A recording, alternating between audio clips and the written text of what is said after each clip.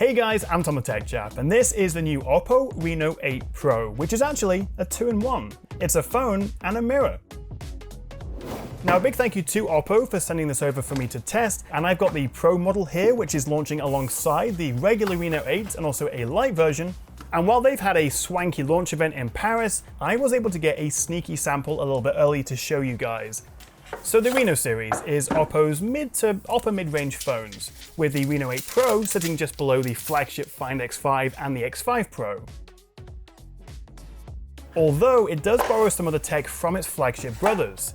We get the same 80-watt SuperVOOC charging, the same IMX766 camera sensor for the main lens, and we're also getting OPPO's MariSilicon X MPU in here, which is basically an extra AI module that works with the camera to improve video, particularly in tricky lighting.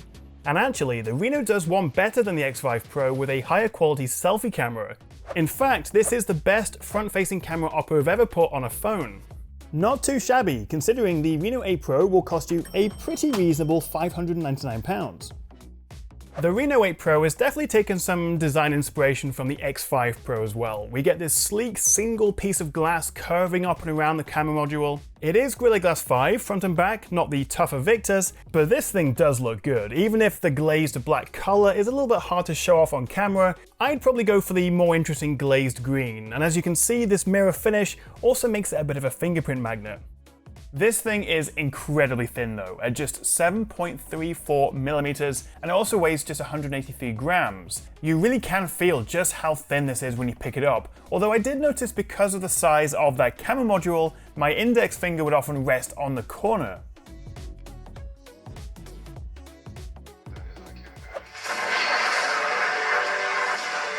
With all due respect, sir, I'm not a teacher. Just want to manage expectations.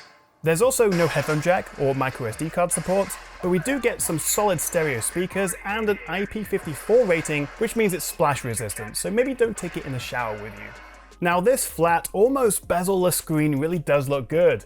It's a 6.7-inch, 10-bit AMOLED Full HD Plus and 120Hz screen, which you can switch, but it's not a properly dynamic LTPO panel. It does also support HDR10+, but not Dolby Vision. But what about on the inside? Well, we have MediaTek's brand spanking new Dimensity 8100 Max chip, which is based on a smaller and more efficient 5nm architecture than the 1200 Max that we got in last year's Reno 7. Now sadly, I don't have last year's model with me to compare side by side, but what I can tell you is in Genshin Impact on medium-high settings, and 60 FPS of course, it ran beautifully. And actually, even after about half an hour, it didn't get particularly hot, thanks to both the new ultra-conductive cooling system and also the more efficient hardware. MediaTek's chips have come a long way in the last couple of years.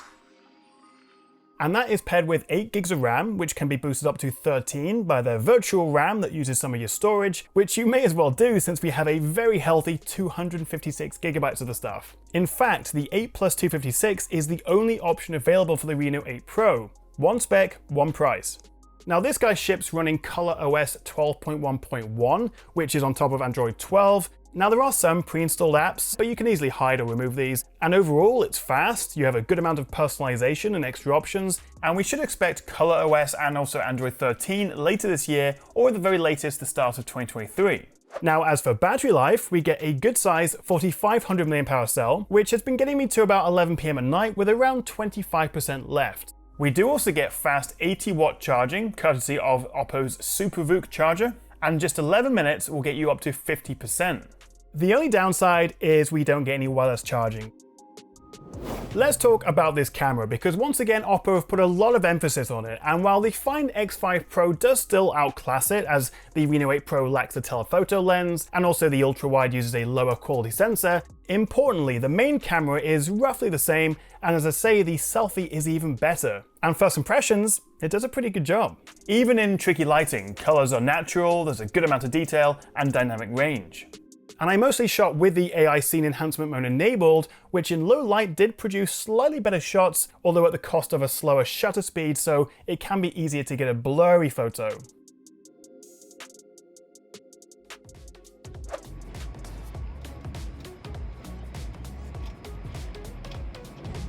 Video is fantastic though. It's sharp and buttery smooth even at 4K.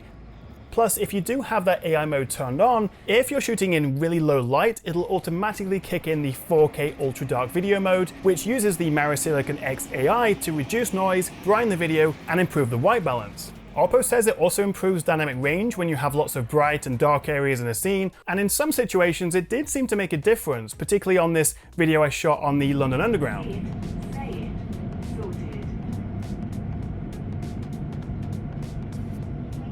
Switching round to the selfie, it's a 32 megapixel camera, and for the first time on an OPPO we get autofocus, a new RGBW sensor that lets more light in, so whatever magic is going on behind the scenes, my first impressions of the Reno 8's camera are very good.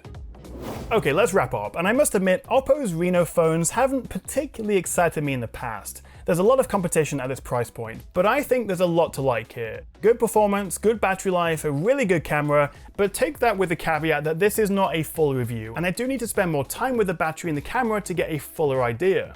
But what do you reckon? Tempted? Let me know in the comments below, and I've also put a link in the description if you want to check it out. Thank you so much for watching, guys. Hit that subscribe button if you want to see more of, well, me, and I'll see you next time right here on the Tech Chat.